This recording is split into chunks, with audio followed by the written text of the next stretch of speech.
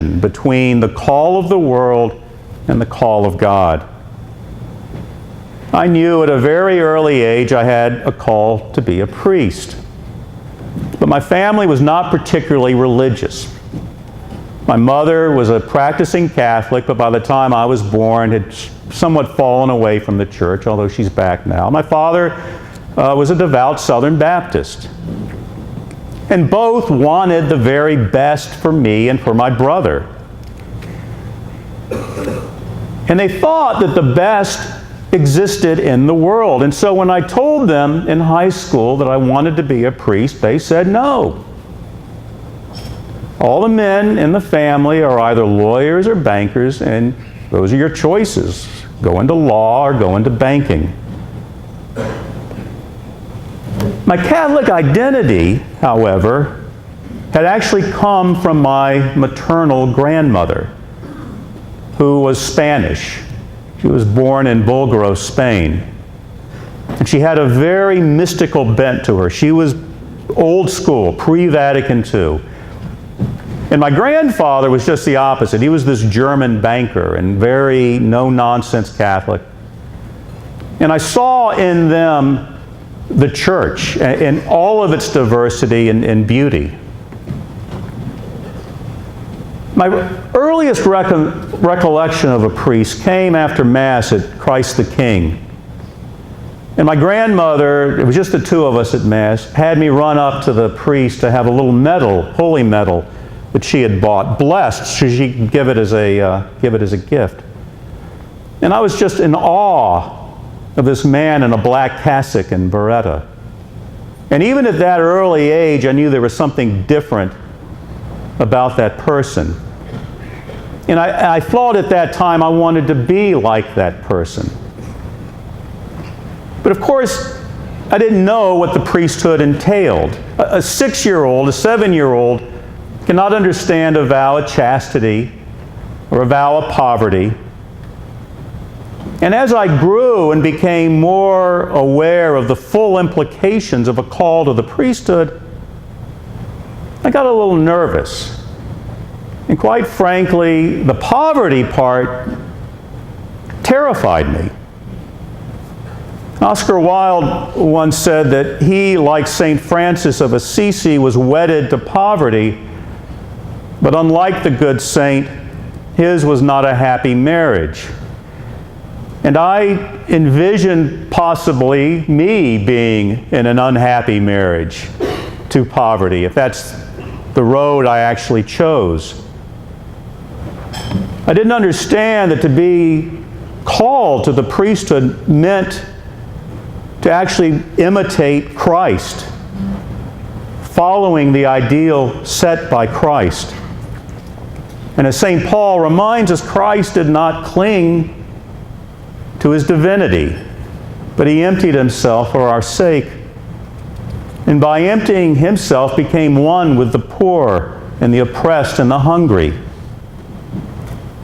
And every person in this condition is Christ's brother and sister. And that is why what is done for these, the least in our society, we do for Christ himself. So that created in my mind an interesting pretense. So when my parents said no to the idea of the priesthood, deep down there was a part of me that was relieved, because now I had an excuse to ignore the call. But I'll tell you, God's call is irresistible and will become more irresistible as time goes on. And as I matured, my idea of church and priesthood matured with it. It was like that mustard seed that Jesus talked about that's planted. You know, the mustard seed's not a majestic oak. It's a weed. And once it is planted in the garden like many weeds, you just can't get rid of it. I went to a secular college, went to the University of Florida, and did well there, ended up in law school, graduated with honors, had a job back in Tampa. And I love the law. I love everything about the law. I love the philosophy of it. I love the nuances of the law. I love its application. I loved my job. My partners were great. Teaching law now at Loyola is a dream job. To be both a Jesuit and a professor of the law I could not have designed a better job for myself. But once you get in to this habit of work and things are good, you tend to accept what is good and you stop looking for what is great. And to be transparent, there's a lot of pride that goes into being a lawyer, being a partner at a big firm. There are a lot of honors that go with that and a lot of riches.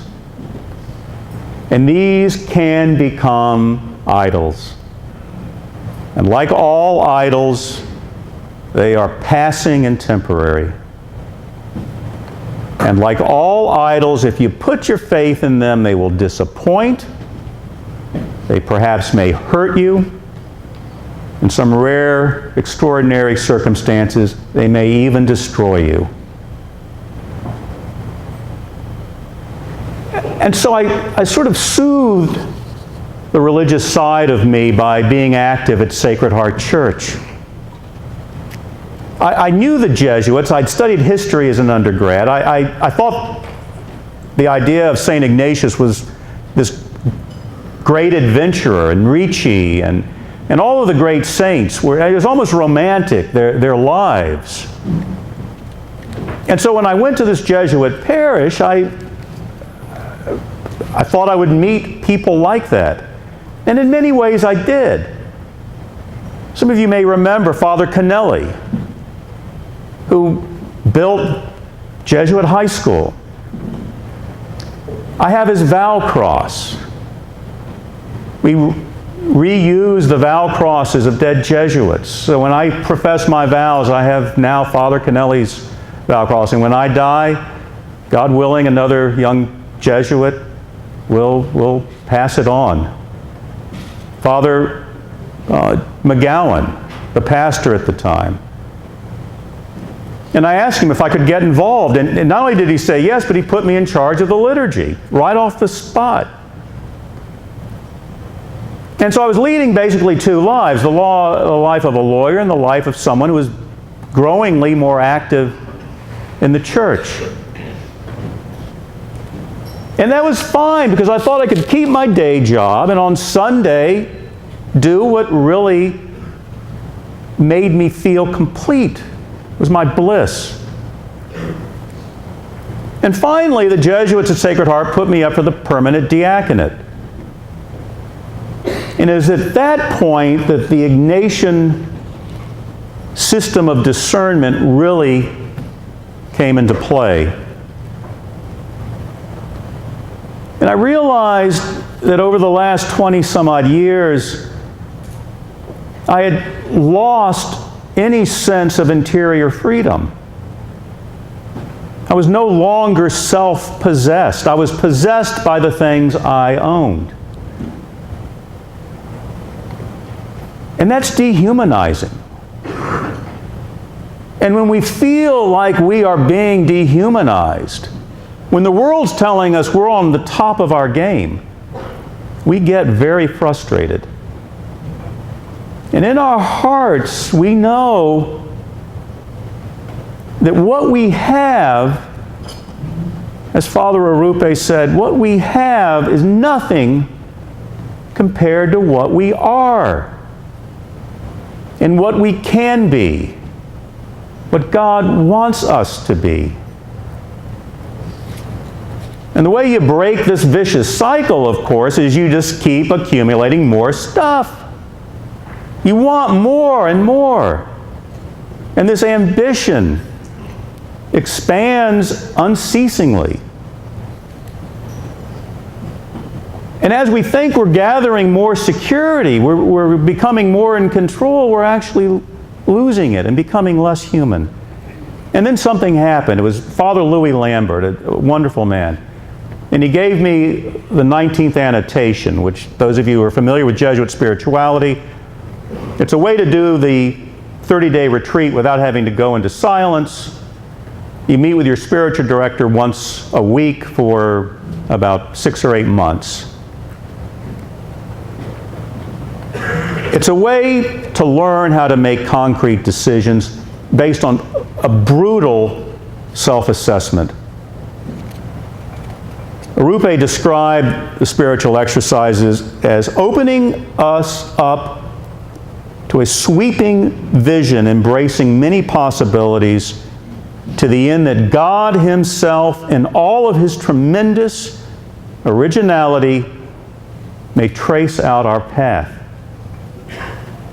And that's